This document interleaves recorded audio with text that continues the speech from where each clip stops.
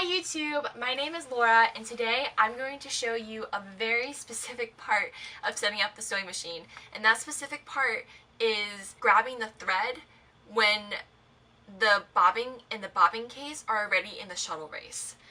I am just zoning in on this because as a beginner sewer I thought this was a very difficult task to do. When I first learned this and I saw professionals do it and I saw people that sew every day do it, they did it so easily. All they had to do was move the needle down and move the needle back up and let the sewing machine do its magic, and voila, there was a looped thread from the bobbin already there, and it was just so easy. So when I attempted this, I did the exact same thing, waited for the magic to happen, but alas, there was no thread and it was getting all tangled up and I was just making a huge mess. So after like 100 times, okay, that's an exaggeration, but after doing this a lot, I started to research the anatomy of the sewing machine. I found all these great YouTube tutorials, and I finally understood the flow of the thread. And I think for beginners like me, I think understanding the mechanics of the sewing machine will help you get your thread from your bobbin case every single time.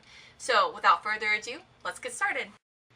Okay, so I have a bobbin already spun, all ready to go, and I just left more than 2 inches of string out, and you want to at least have 2 inches out just because you want enough string to go through the side crease of the bobbin case when you place the bobbin in the case. So the second step to this is to get the bobbin case, lift the lever when placing the bobbin into the case, and it doesn't matter which side of the bobbin as long as the loose string can come out of the case when you place it in. Make sure you hear a snap too, because that means the bobbin is in firmly.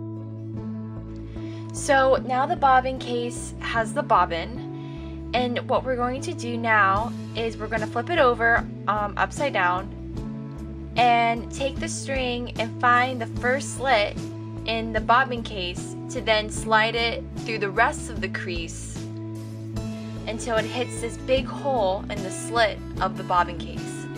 So after that, there should be enough tension that the bobbin case can hang, no problem.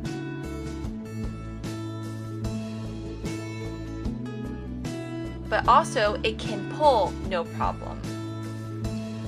If you have tension when you hang the bobbin case, but there's too much tension that you can't pull the bobbin through the bobbin case, then you need to redo it. So next step, we're going to take the bobbin case and we want to make sure that the string is to the left of the attachment holder to the shuttle race. And you'll see why later, because when it revolves, it's going to pick it up on that side.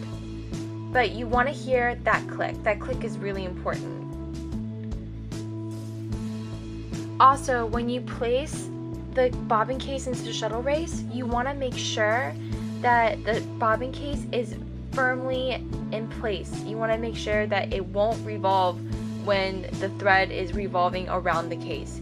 That case cannot move. So double check.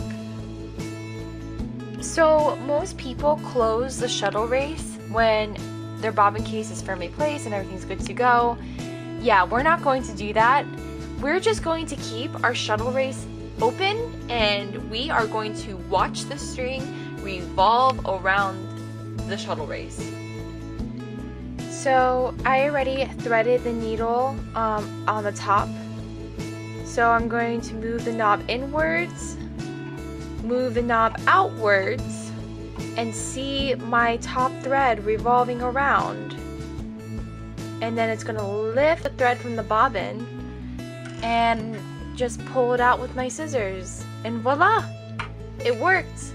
Now sometimes it's going to take a couple tries just because the mechanics don't necessarily work, and that's okay. Just keep moving your knob inward and outward, and I promise it will eventually revolve around and pick up the string. Now we are fully done. You can now finally close the shuttle race and take whatever you're sewing and put the fabric in between the two threads and begin sewing. Happy sewing!